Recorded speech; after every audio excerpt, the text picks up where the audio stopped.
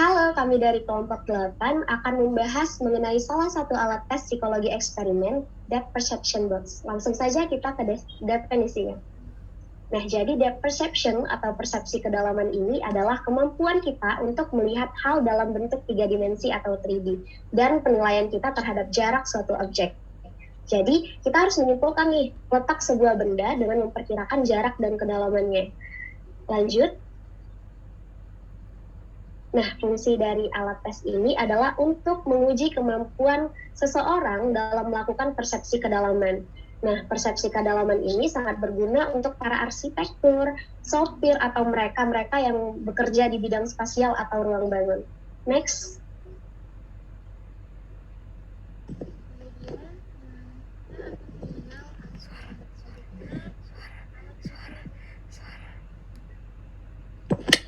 Nah, Depth Perception Box itu terdiri dari satu buah kotak yang memiliki berbagai kelengkapan di dalamnya. Nah, di bagian atas kotak itu bisa dibuka dan ditutup, dan di dalam kotak terdapat 2 batang yang bisa digerakkan maju dan mundur. Nah, satu di antaranya bisa digerakkan maju dan mundur. Kemudian di bagian sisi kanan luar kotak itu terdapat skala pengukuran dalam milimeter yang menunjukkan jarak antara kedua batang yang terdapat dalam kotak. Nah, Depth Perception Box ini memiliki spesifikasi seperti bahannya plat besi 0,8 mm yang dilapisi anti karat, kemudian catnya itu sistem powder coating, ukuran boxnya panjang 60 cm, tinggi 30 cm, dan lebarnya 40 cm. Kemudian kotak LED-nya ada 4 buah, dan panjang talinya ada 2,5 meter, tegangannya itu 220 volt. Terus ada kelengkapan lainnya yang berupa tiang warna 8 buah, dan ada lampu LED. Kemudian ada 1 buah extension cord. Next. Nah, perlakuan atau treatment yang diterapkan dalam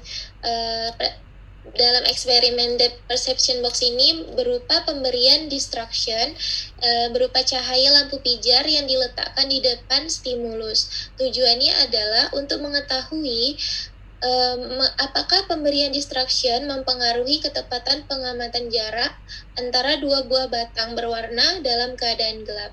Next. Nah, adapun karakteristik subjek yang bisa mengikuti tes ini adalah berpenglihatan normal, bila berkacamata harus memiliki ketebalan yang sama, dan usianya juga sama. Next.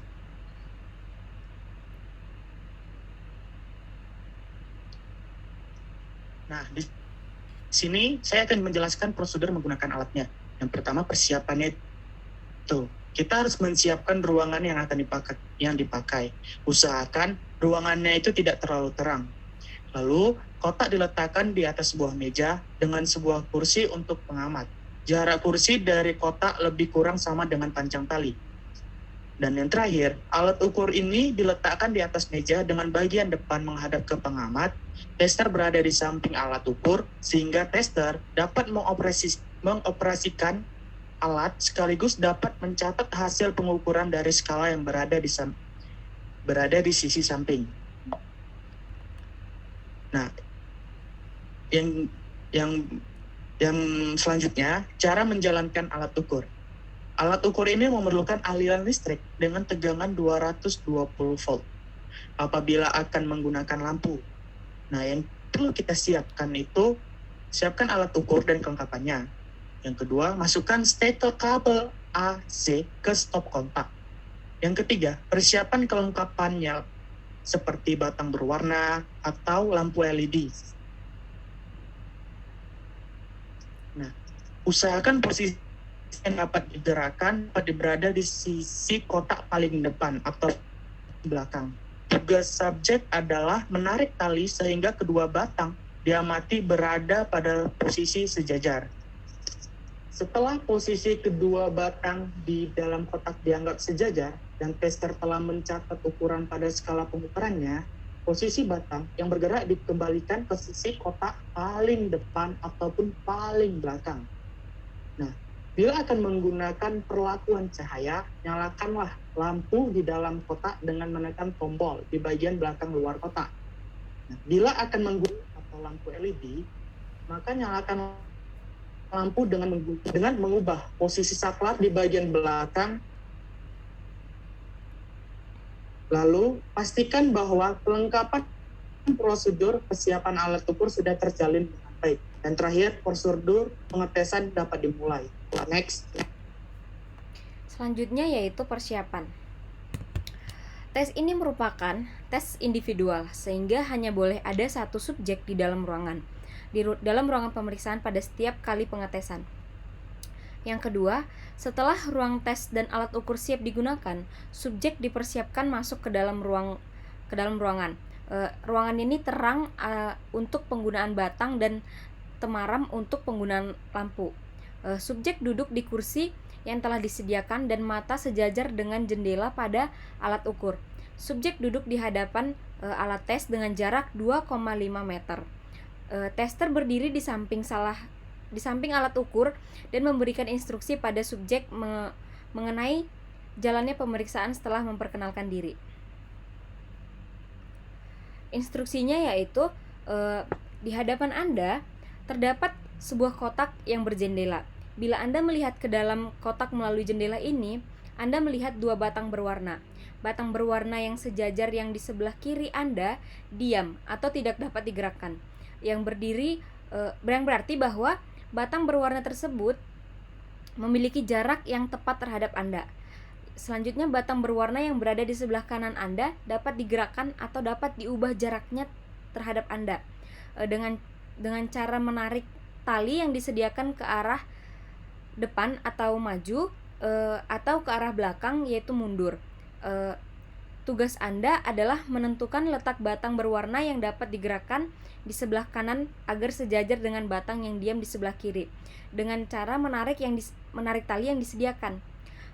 Anda mengatakan sudah apabila Anda telah yakin bahwa kedua batang telah terletak sejajar atau berjarak sama terhadap Anda. Setelah itu, Anda lepaskan tali yang sedang Anda pegang dan kita akan melanjutkan dengan percobaan yang berikutnya. Apakah Anda ada yang belum jelas dengan percobaan ini? Jika tidak, kita mulai percobaan ini. Next. Oke, baik, segitu saja mungkin instruksi-instruksi dalam pelaksanaan tes ini. Nah, selanjutnya kami akan menampilkan video mengenai pelaksanaan tes depth perception box ini. Namun, alat ukurnya agak sedikit berbeda dengan alat ukur kita yang ada di lab psikologi. Karena ternyata alat tes ini ada banyak sekali jenisnya. Nah, jujur aja, video pelaksanaan mengenai depth perception box ini sangat sulit dicari, sehingga kami akan menampilkan satu-satunya video yang kami dapatkan. Setidaknya kita punyalah gambaran sedikit mengenai bagaimana tes ini nantinya akan dilaksanakan. Silakan Kak Gita.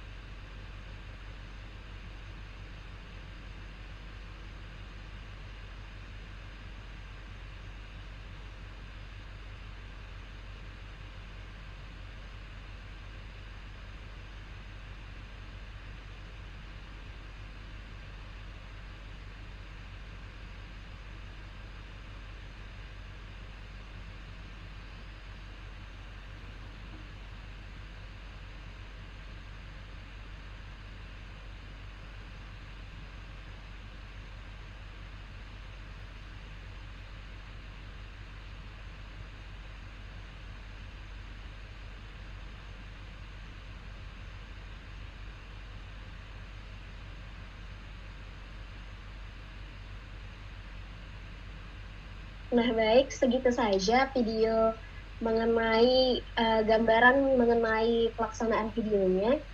Tadi kita ada melihat beberapa perbedaan seperti tali yang harusnya ada untuk menarik kedua buah batang, namun di video tidak ada. Begitulah kekurangan-kekurangannya. Jadi sekian saja saya rasa untuk video penjelasan mengenai depth perception box dari kelompok 8 ini. Terima kasih banyak sudah menonton.